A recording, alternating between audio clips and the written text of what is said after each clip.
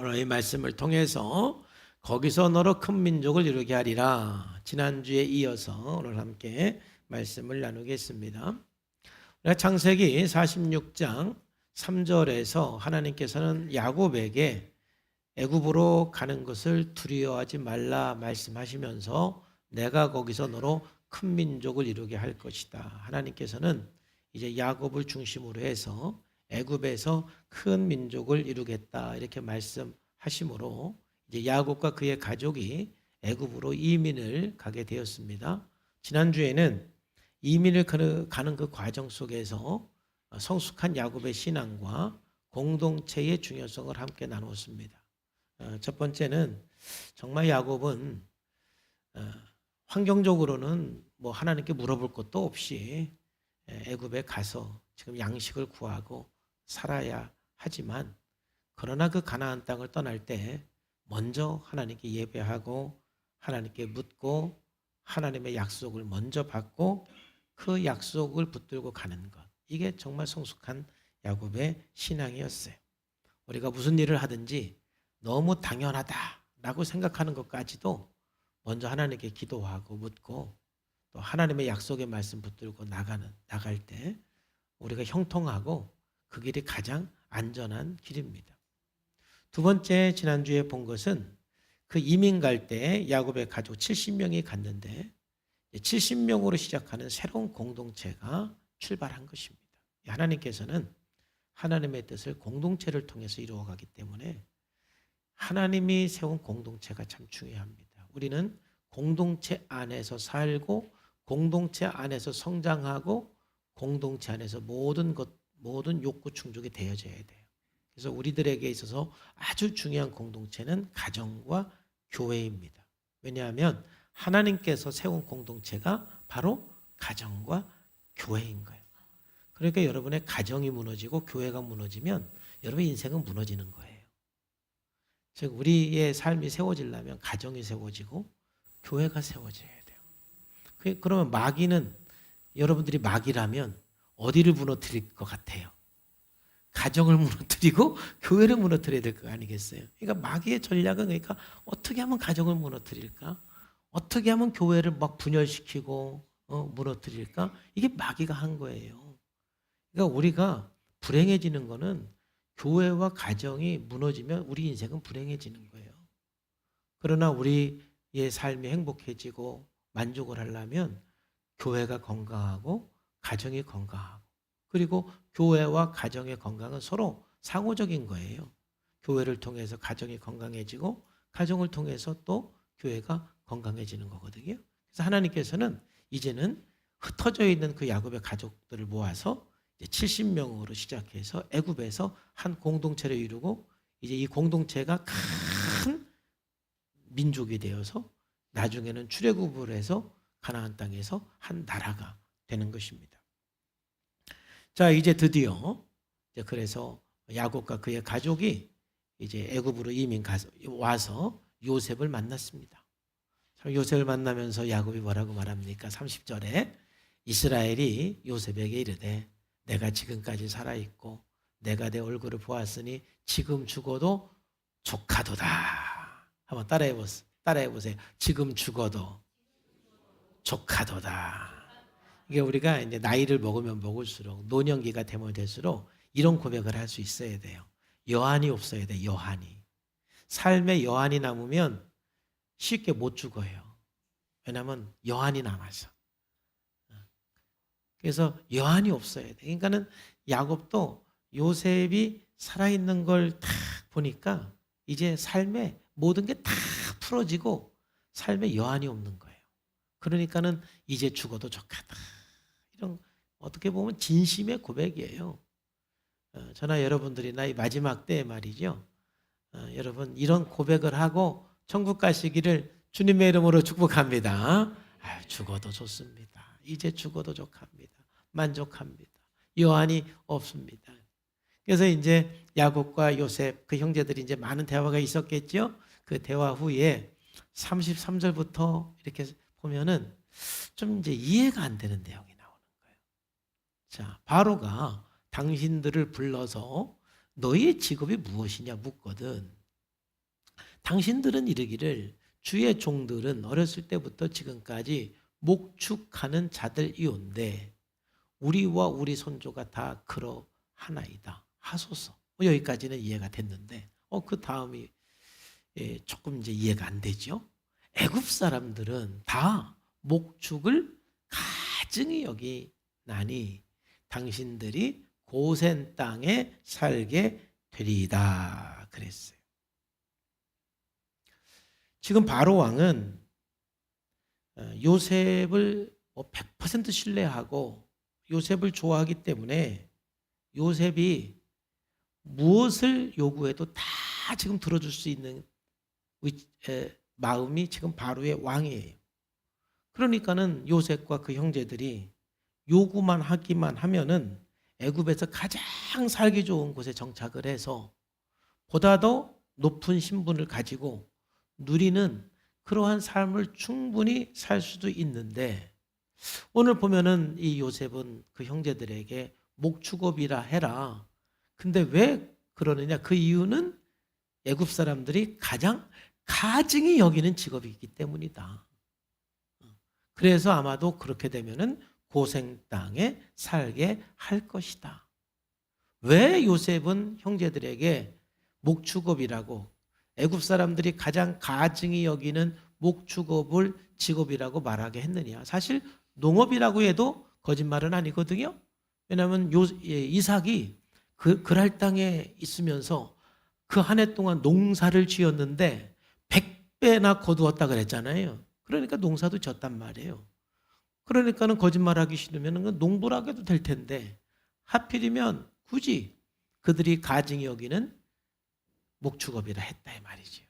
그 이유를 한번 생각을 하면서 오늘 은혜를 나누겠습니다. 자, 첫 번째는 그들이 고센 땅을 선택한 이유는 뭐냐? 그들이 목축업이라고 그러고 고센 땅을 선택한 이유는 뭐냐면은 하나님이 원하는 것을 선택한 거예요. 여러분 선택의 기준이 항상 분명한가요? 여러분들이 뭔가 선택을 할 때 선택의 기준이 항상 분명한 사람은 정체성이 분명한 사람이에요.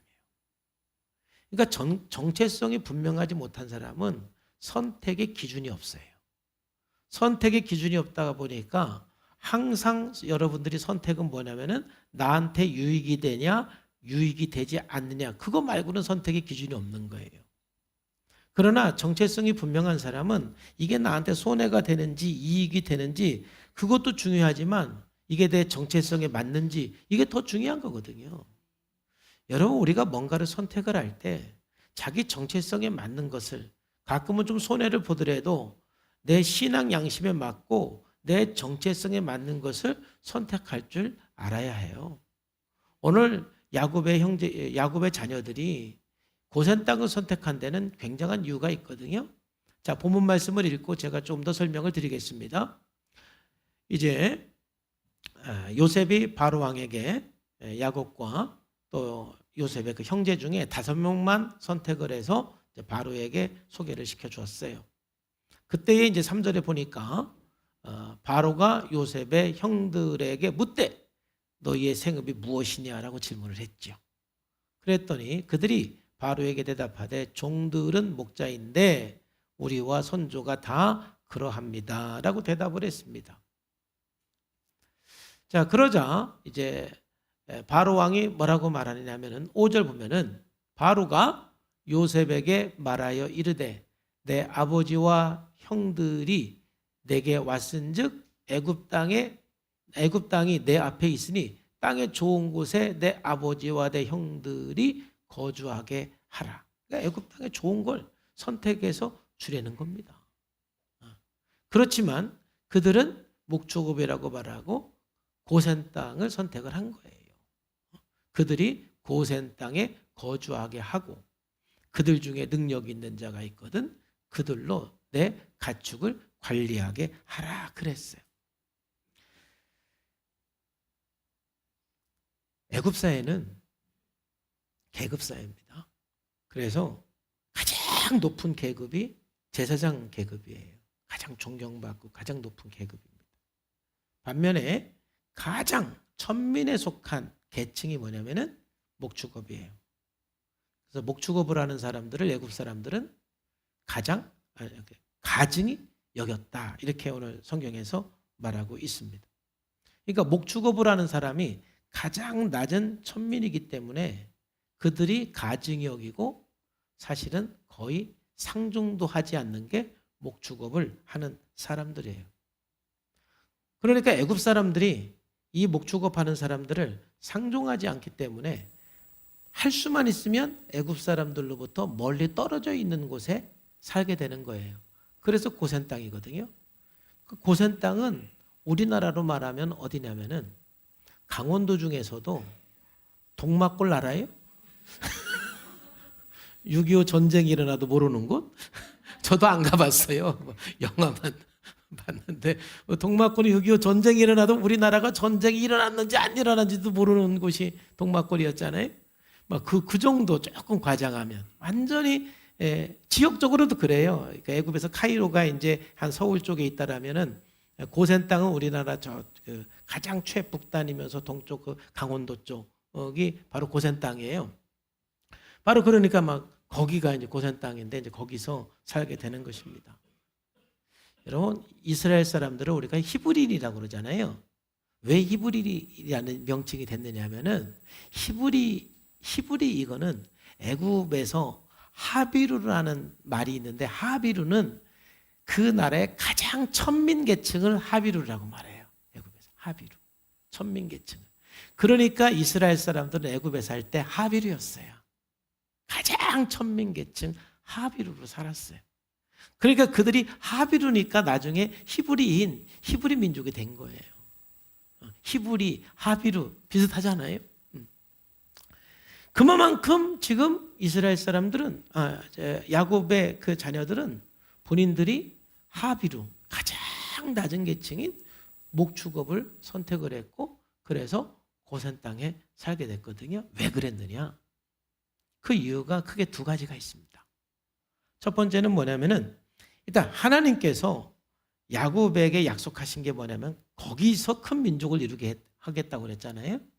자, 그런데 이들이 아무리 큰 민족을 이루어도 하나님을 믿는 신앙을 상실한다라면은 큰 민족을 이루는 게 의미가 있어요, 없어요?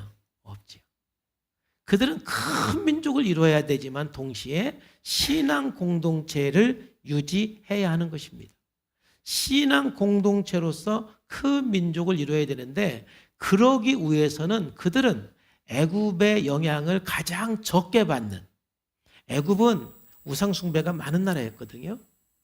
그러니까 애굽의 우상 숭배의 그 문화의 영향을 가장 적게 받는 그 땅에서 그들은 거주해야 그나마 신앙 공동체를 유지할 수가 있는 거예요. 그래서 고센 땅을 선택하게 된 거예요. 그럼에도 불구하고 나중에 그들이 출애굽을 해서 광야 40년 동안 지내는 걸 보면 그럼에도 불구하고 그들은 애굽의 문화에 영향을 받았죠. 왜냐하면 애굽에서 400년을 그래도 살았으니까 안 받을 수가 없는 겁니다.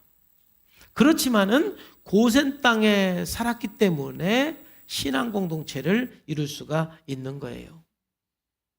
내가 좀 존경도 받고 대접도 받고 또 좋은 땅에 사는 것도 중요하지만 야곱의 자녀들, 요셉의 형들은 우리가 신앙 공동체로서 큰 민족을 이룬다라는 그 정체성, 이걸 위해서 비록 비천한 신분이지만 목축업이라고 이야기를 하고 고센 땅을 선택하게 된 것이죠. 자, 두 번째, 왜 그들이 비천한 직업인 목축업이라고 말하고 고센 땅을 선택했느냐 하면은 그들에게 또 하나의 큰 사명은 뭐냐면은 야곱과 이삭과 아브라함과 이삭과 야곱과 유다 그리고 계속해서 그 후손들은 천하 만민의 구원을 주시는 메시아 혈통을 유지하는 거예요. 구약시대의 가장 큰 사명은 메시아 혈통을 유지하는 것이고 신약시대에 살아가는 우리들의 가장 큰 사명은 그 메시아를 전하는 거예요. 그 메시아인 예수 그리스도를 전하는 전도가 우리들에게 가장 큰 사명이고 구약시대에 살았던 신앙 공동체에는 예수님이 탄생할 수 있는 그 혈통을 유지하는 게 그들에게는 가장 큰 사명이에요. 그래서 아브라함부터 시작해서 이삭, 야곱, 유다, 다윗 해서 예수 그리스도가 태어났습니다. 할렐루야. 그러려면 그들이 애굽에 사는 동안 혼합주의가 되면 안 되는 거예요. 애굽 사람들과 막 결혼하게 되면은 이제 민족이 없어지는 거잖아요. 만약 그들이 도시에서 살고 애굽 사람들에게 존경받는 그런 위치에 있었으면은 아마도 애굽 사람들이 계속 우리하고 결혼하자, 우리하고 사돈을 맺자 막 계속 요청이 왔을 텐데, 목축업 가장 비천한 사람들이니까 상족을 안 하잖아요. 가장 비천한 신분에 있는 사람에게 누가 결혼을 청혼을 하냐고요? 누가 결혼을 요청을 하냐고요? 그들은 메시아의 어떤 그런 그 순수한 혈통을 유지하기 위해서 비록 우리가 비천한 신분으로 사람들에게 존중받지는 못하지만 좀 무시는 당하지만은, 그리고 도시의 어떤 그 문명이 아니라 가장 어떤 그 문명 혜택이 없는 그러한 그 고센 땅을 선택한 것은 그들이 그들의 메시아 혈통을 유지하기 위해서 선택한 거예요. 그러니까 이들의 선택은 그들의 어떤 그 정체성, 어떤 그들의 어떤 그 신앙 공동체, 메시아 혈통 유지를 위해서 헌신한 것입니다. 희생한 거예요. 제가 참 놀라운 것은 70명이 함께 이제 공동체를 이루고 이제 이민을 갔는데, 고센 땅을 선택하는 거에 대해서, 목축업이라고 하는 거에 대해서 반대하는 사람이 한 사람도 없다는 거예요. 아니, 그 중에 한두 명은, 아니, 왜 우리가 꼭 그렇게 목축업이라고 하고, 뭐 우리가 꼭 그렇게 고센 땅에서 우리가 왜 살아야 됩니까? 아니, 우리가 좀 다른 직업으로 얘기를 하고, 좀 이왕이면은 좀 파락군 정도에 가서 우리가 살 수 있는데, 왜 우리가 꼭 고센 땅에서 살아야 됩니까? 앞으로 우리 자녀들이 태어나면은 이 자녀들의 교육도 좀 생각을 하고, 우리가 앞으로 먹고 살 것도 좀 생각을 해가지고, 좀 이왕이면은 좀 카이로 그 애굽의 그 중심 그 도시에서 우리가 좀 땅을 달라고 하십시다 할 사람이 있을 만도 한데 한 사람도 없었어요. 물론 있었지만 성경에 안 썼는지도 모르겠지만, 성경에는 안 나와요. 자, 이 말은 70명의 모든 사람이 알았다라는 거예요. 우리가 왜 고센 땅에 살아야만 되는지, 왜 가장 그들이 가증히 여기는 목축업이라고 말을 왜 해야 되는지 그들은 알았다라는 거예요. 그러니까 아무도 거기에 대해서 반대하지 않았어요. 그리고 그들은 더 좋은 것을 선택할 수도 있었지만은 고센 땅을 선택을 했습니다. 자, 여기에서 우리가 좀 더 구체적으로 우리에게 한번 적용을 해 보십시다. 첫 번째로는 정말 우리가 하나님의 원하는 것을 선택을 하는 것은 우리가 정체성을 유지하는 것입니다. 여러분, 예수 믿는 사람들이 가끔 욕먹고 교회가 가끔 욕먹는 이유가 무엇입니까? 바로 교회가 신앙 공동체로서의 정체성을 상실하면 욕먹게 돼 있습니다. 누가 봐도 예수 믿는 사람들은 우리보다는 좀 나아. 저 사람들은 그래도 우리보다는 좀 더 훌륭해. 이러한 말을 들으면은 우리가 욕먹을 이유가 하나도 없잖아요. 우리 그리스도인에 대한 우리나라에 그 변천사가 있습니다. 처음 우리나라에 복음이 들어와서 교회가 세워져서 부흥할 때는요, 사람 되려면 교회 나가. 그래도 교회 나가는 사람 뭔가 다르더라. 할렐루야. 그 말이 좋았어요. 그러다가 한 이제 70년 후반 80년대부터는요, 교회 다니는 사람이나 안 다니는 사람 똑같더라. 이렇게 얘기가 됐어요. 그러다가요, 요 근래는요, 교회 나가면 더 나쁘더라. 너 교회 나가도 빠지지는 마. 막 그런다니까는요. 왜 더 나쁘게 될까봐. 이거 진짜 주여야.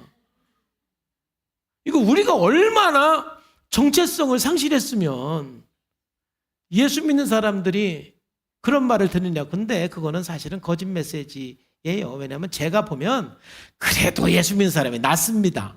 여러분, 그래요, 안 그래요? 다녀보세요. 그래도 예수 믿는 사람이 낫지. 좀 못한 사람도 가끔 있긴 하지만, 전체적으로는 그래도 예수 믿는 사람이 낫지 뭐. 예수 안 믿는 사람들은 아유. 그러나 어떤 세상 사람이 볼 때는 100명 중에 한 명 그런 사람 보면은 꼭 그런 사람이 다 예수 믿는 사람처럼 생각을 해서 이제 그렇게 말하기도 하는데, 여러분 야곱이 애굽에 이민을 가서 큰 민족을 이루었는데, 큰 민족을 이루었지만 그 민족이 애굽화가 되면, 즉 우리나라 말로 말하는 세속화가 되면 아무 의미가 없는 거예요. 그런 것처럼 교회가 신앙 공동체로서의 순수성을 가져야 되는데 완전히 세속화가 되면 교회로서는 아무 의미가 없는 거예요. 우리 그리스도인들이 이런 정체성을 가져야 돼요. 나는 하나님의 자녀다. 나는 성령의 전이다. 그래서 우리는 하나님의 자녀로서 성령의 전으로서 이 정체성을 유지하기 위해서 때로는 손해보더라도 하나님의 자녀로서 하나님의 정체성을, 신앙인의 정체성을 가지고 우리가 선택을 해야 할 줄로 믿습니다. 좀 더 신앙을 위해서 의미 있고 가치 있는 걸 선택할 줄 알아야 돼요. 특히 청년기부터 우리가 정체성이 중요한데, 우리가 정체성을 늘 유지하기 위해서는 날마다 여러분들이 왜 사는지 삶의 목적을 늘 점검하고 생각해야 돼요. 내 삶의 방향성을 점검을 해야 돼요. 내가 왜 사는지, 직장은 왜 다니는지, 이 일은 왜 하는지 스스로 점검하지 않으면 우리는 세속화가 되게 돼 있습니다.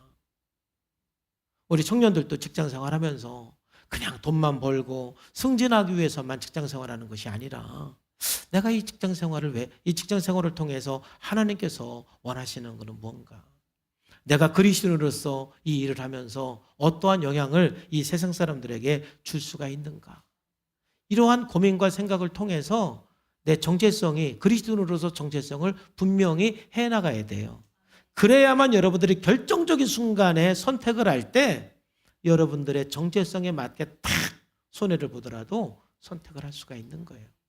여러분, 그런 경우가 많지는 않습니다. 예수 믿는다고 해서 맨날 손해보는 것만 선택하는 그런 거는 없어요. 그러나 살다 보면은 가끔 한 번씩 내 신앙을 유지하고 내 정체성을 유지하기 위해서 가끔 한 번씩은 손해보는 거를 선택을 해야 되는 때도 있거든요.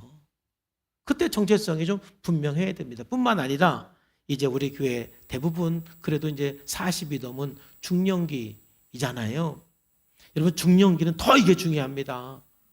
여러분, 칼 융이라는 사람은 40을 굉장히 중요하게 생각을 했어요. 40 이전의 삶은 그저 인생 성공을 위해 살고, 자녀 낳고, 가정 세우고, 애 키우고, 승진하고, 좀 집 사고, 그걸 위해서 모든 에너지를 다 이렇게 투자하고 그 에너지를 다 써야 되는 것이 40대 이전이다. 근데 40대 이후에 이제 중년기가 되면은 이제 삶의 의미를 생각하고 가치를 생각해야 된다. 왜냐하면은 여러분, 실질적으로 이제 40이 되고 50이 되면은 일만 하는 게 전부는 아닌 것 같구나. 돈 버는 게 전부는 아닌 것 같구나. 이런 생각이 들어요, 안 들어요? 그 나이가 되면 이제 그런 생각이 들거든요. 그때에 뭔가 삶의 의미를 찾고 가치를 찾아서 그 젊었을 때 뭔가 성공을 위해서 열정적으로 가졌던 그 에너지가 이제는 삶의 의미와 가치의 그 에너지가 그대로 가야만 건강한 삶을 산다라는 거예요. 하나님 나라를 위해서, 하나님의 영광을 위해서.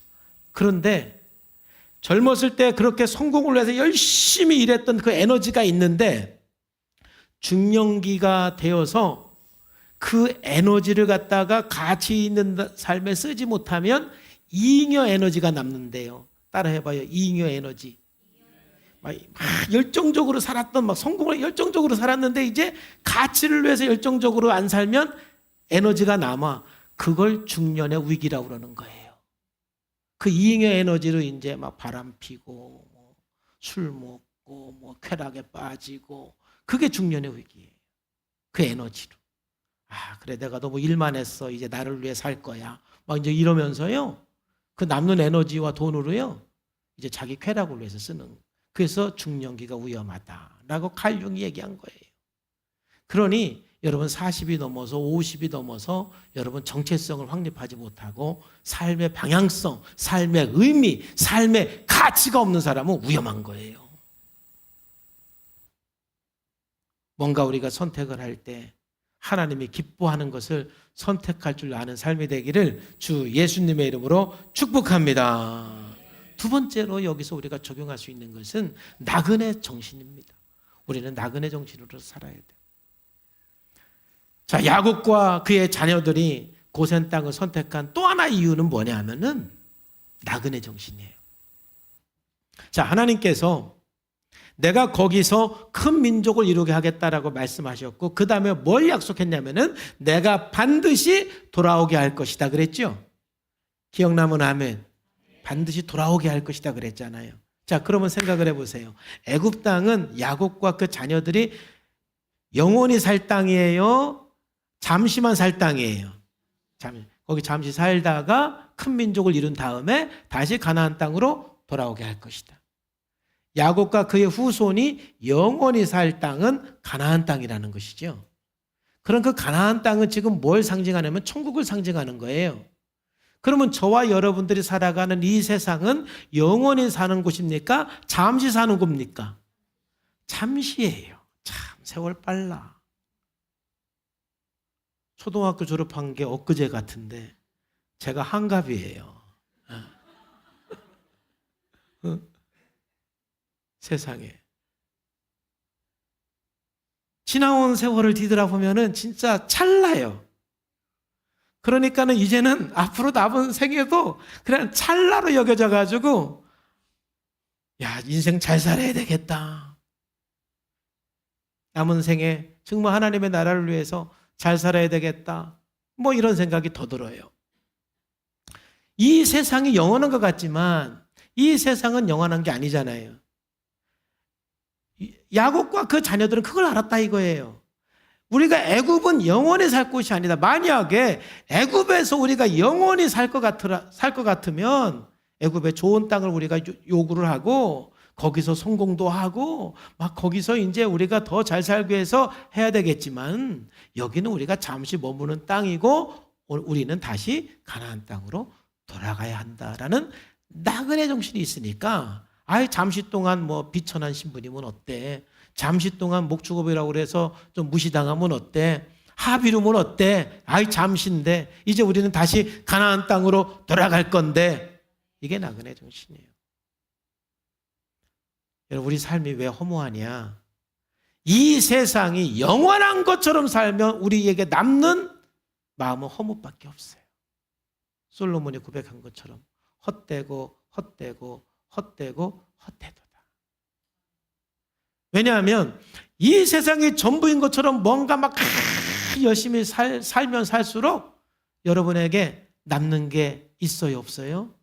없어요. 결국 여러분들이 가져갈 건 아무것도 없어요. 나이를 먹으면 먹을수록 남는 게 인생의 허무예요. 이 세상에 우리가 잠시이고 우리가 영원히 살 곳은 천국인 줄로 믿습니다. 천국을 위해서 우리는 지금 준비하는 거예요. 우리가 나그네 정신을 갖고 살아갈 때 우리가 이 세상에서 잠시 핍박을 받고 잠시 고난을 받고 잠시 억울한 일을 당하고 잠시 고통을 당하는 이 모든 것을 장차 나타날 영광을 위해서 우리는 인내할 수 있고 오히려 그 고난을 선택할 수도 있는 겁니다.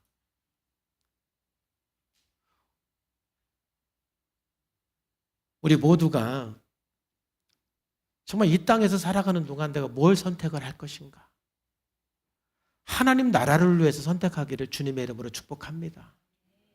정말 이 세상의 삶은 아직 저도 이제 많이 남기는 했지만 지금까지 살아본 결과 이 세상의 것은 별거 없습니다.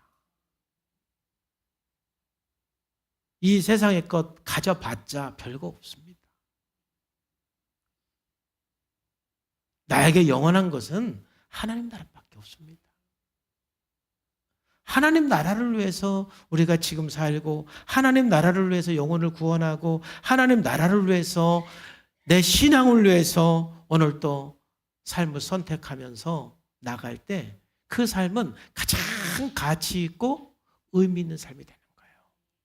여러분, 오늘부터 앞으로 남은 시간 동안 보다 더 가치 있고 의미 있는 일을 위해서, 하나님 나라를 위해서 나그네 정신으로 살아가기를 주님의 이름으로 축복합니다. 반드시 승리할 줄로 믿습니다.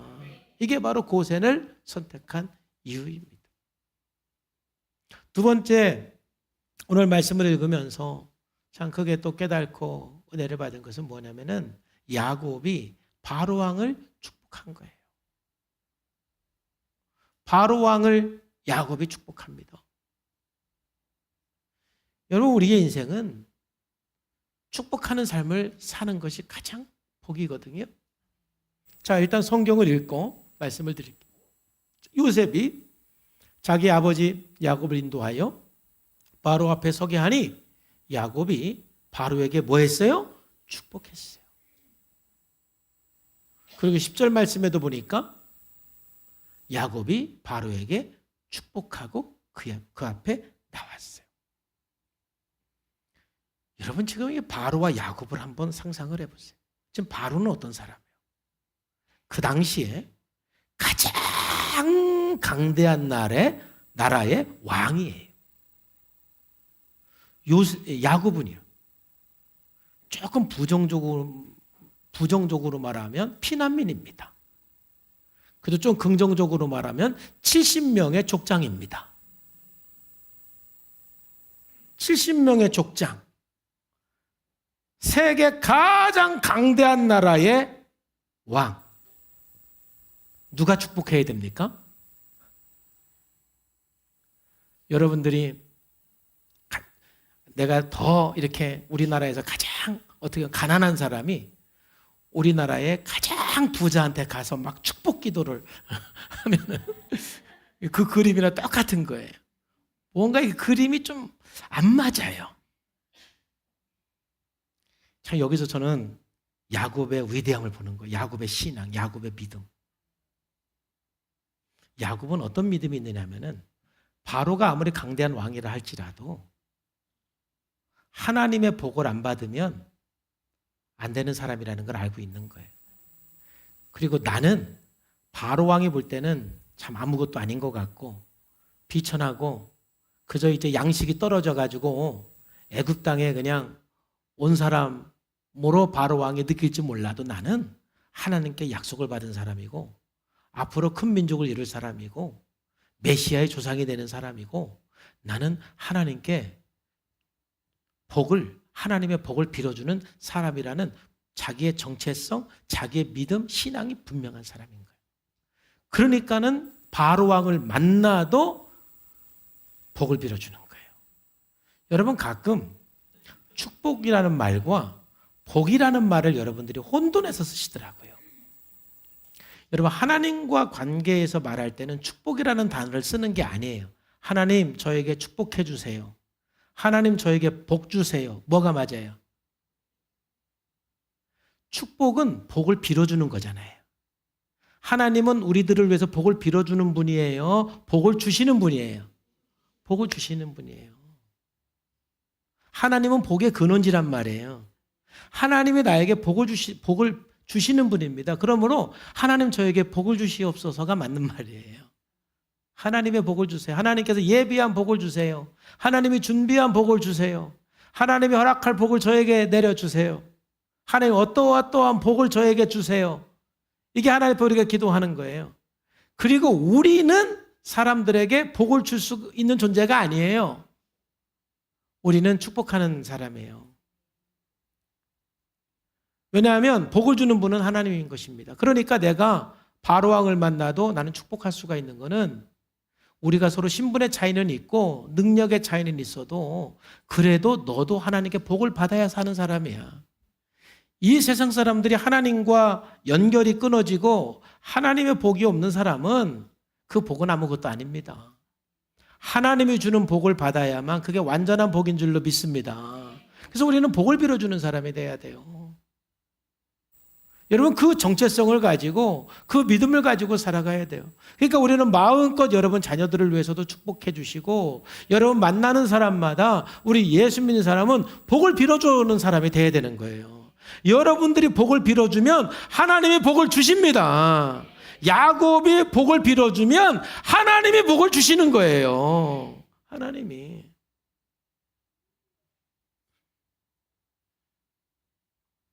그러니까 저도 군대 생활할 때 군종하면서 가장 부담스러울 때가 연대장 앞에서 복 빌어줄 때가 가장 사실 부담스럽기는 했어요. 일개 상병이 그래도 예수 믿는 연대장이니까 기도해달라고 그래요. 그러면은 그 대령이죠? 대령이 일개 상병한테 뭐가 아쉽습니까? 상병이 대령한테 뭘 줄 수가 있습니까? 근데 내 뒤에는 누가 계셔요? 하나님이 계신 거죠. 예수님의 이름으로 복을 빌어주는 거예요. 그러니 우리가 살아가면서 저와 여러분들이 해줄 수 있는 가장 위대한 일은 복 빌어주는 거예요. 축복해 주는 거예요. 여러분, 축복을 빌어주는 것 중에 가장 큰 축복은 뭐냐면은 전도하는 거예요. 그 사람이 예수님을 믿어서 하나님의 자녀가 되게 하는 것보다 더 큰 축복이 없거든요. 그렇기 때문에 여러분들의 그 기도 중에 영혼 구원을 위해서 기도하는 것이 가장 큰 축복을 빌어주는 거예요. 하나님, 사랑하는 우리 남편, 사랑하는 우리 형제, 아직 예수님을 모릅니다. 예수님을 믿고 구원받게 하여 주시옵소서. 이보다 더 큰 복을 빌어주는 게 없는 거예요. 여러분, 그거를 안 하면 여러분 직무유기예요. 예수 믿는 사람은 복을 빌어줄 수 있는 권세가 있고 복을 빌어줄 수 있는 능력이 있는데 복을 안 빌어주면 이 세상 사람들이 복 못 받는 거는 여러분들이 복을 안 빌어줘서 그러는 거예요.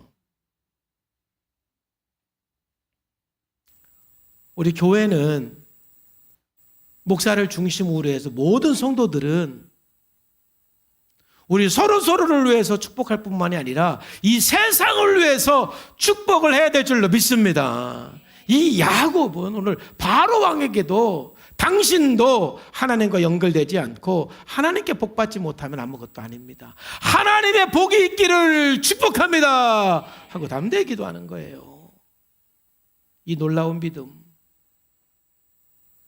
우리가 복 빌어줄 사람이 얼마나 많습니까?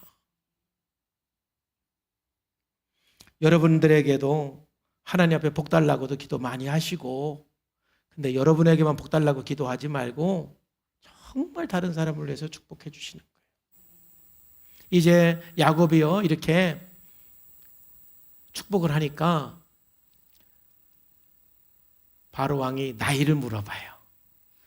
나이가 굉장히 많아 보였나 봐. 대충 짐작이 가잖아요, 보면은.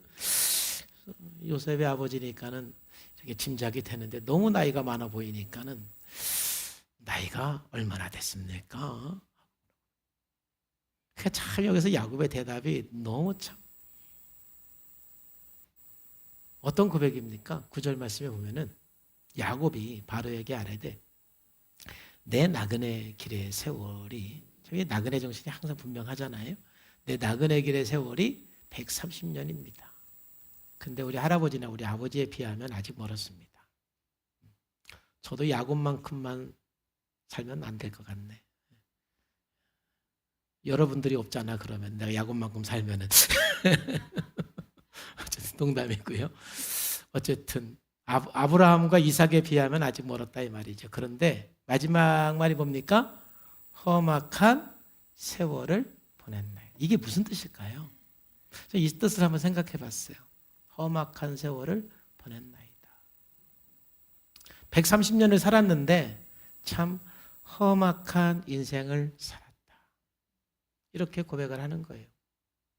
저는 이 고백 속에서 야곱의 깊은 신앙 고백을 바로 앞에서 하는 것을 제가 좀 이렇게 제 마음으로 좀 느꼈어요.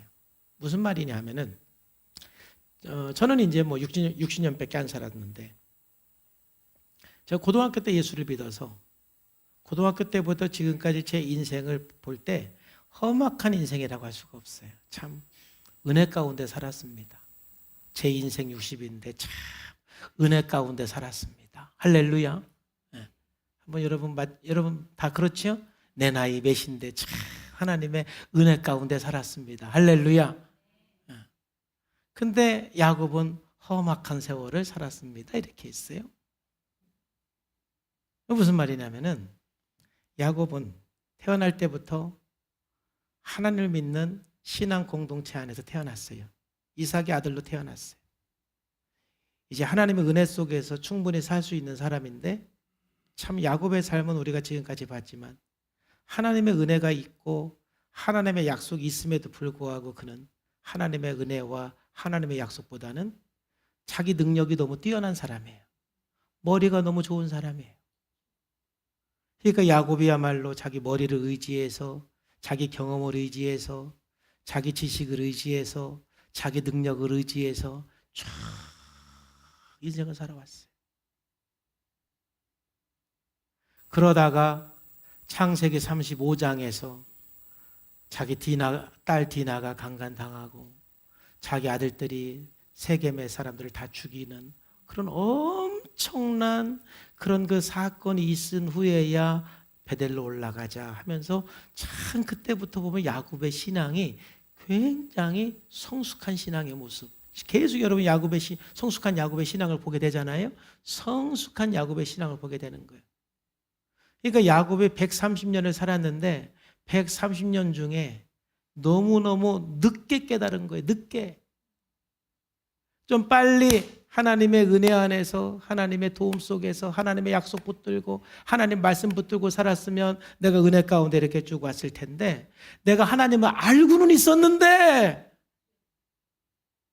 하나님의 약속을 받기는 받았는데 내 힘을 좀 빼고 천부의 의지 없어서 주님밖에 없습니다 라고 깨달은 게 창세기 35장이에요. 그때까지 너무너무 험악한 세월을 보낸 거 지금 생각하니까. 그러니까 야곱은 내 나이가 130인데 참 험악한 세월을 보냈습니다. 이 말은 조금 풀어서 말하면 참 제가 미련해서 하나님의 은혜를 너무너무 늦게 깨달았습니다. 하나님의 사랑을 너무 늦게 깨달아가지고 참 제가 험악한 세월을 보냈습니다. 이런 고백이거든요. 여러분, 우리 삶이 주님 안에 있을 때, 이번에 새생명축제의 주제가 안전의 다시예요. 아직 현수막이 보니까 신청했는데 안 나와서 못 걸었더라고요. 내 인생의 닷을 주님께 온전히 내릴 때 그때부터 내 마음에 평강이 시작이 되고 은혜가 시작이 되고 기쁨이 시작이 되는 줄로 믿습니다. 세상에 환난이 있고 어려움이 있어도 주님께 안전의 닷을 내리고 내가 주님 품에 안길 때, 내가 주님 안에 거할 때, 주님이 내 안에 있고 내가 주님 안에 있을 때, 내가 험악한 세상에서 살았지만 하나님의 은혜 가운데 평강과 기쁨이 넘쳤습니다. 할렐루야. 내가 예수님을 믿고 교회를 나왔느냐 안 나왔느냐, 이것보다 더 중요한 것은 야곱처럼 주 안에 있는 나에게 딴 근심이 있으랴. 내가 주님을 떠나서는 살 수가 없습니다. 주님 없이는 나는 살 수가 없습니다. 주님의 은혜가 아니면 나는 안 됩니다. 나는 주님의 은혜가 필요합니다. 내 경험과 내 지식 이것보다는 오직 주님을 의지하고 주님만 바라보고 주님만 붙들고 살겠습니다. 그 순간부터 우리의 험악한 세월이 끝이 나는 거예요. 야곱은 오늘 그걸 너무 늦게 깨달았다고 얘기하는 거예요. 내가 너무 그걸 늦게 깨달았습니다. 어찌 보면 간증이에요, 간증. 이 한마디가. 아마도 바로 왕이 성경에는 안 나왔지만 뭐가 그렇게 힘들어서 험악한 세월이라고 말을 합니까? 하면 제가 지금 했던 얘기를 할 거예요. 사실은요, 제가 하나님을 믿는 신앙 가정에서 태어났는데 하면서 자기 간증을 할까요? 너무 늦게 깨달았어요 라고 말할 거예요. 그래서 내 인생이 너무 험악했어요. 사랑하는 성도 여러분, 이제 야곱이 하나님 앞에서 내가 험악한 세월인 것을 깨닫고 이제는 온전히 주님을 신뢰하고 온전히 주님의 약속을 붙들고 온전히 주님을 믿음으로 살아가니까 내가 비록 70명의 족장밖에 안 되지만 바로 왕을 봐도 바로 왕이 크게 보여요? 안 크게 보여요? 안 크게 보여요. 그냥 하나님 앞에 복받아야 될 사람일 뿐이야. 내가 정말 하나님의 은혜를 아니까 하나님의 사랑을 경험하니까 바로 왕이 커 보이기보다도 하나님이 훨씬 더 크고 그러니까 예수님의 이름으로 축복하는 거예요. 축복하는 거예요. 여러분 지금 무엇이 가장 커 보입니까?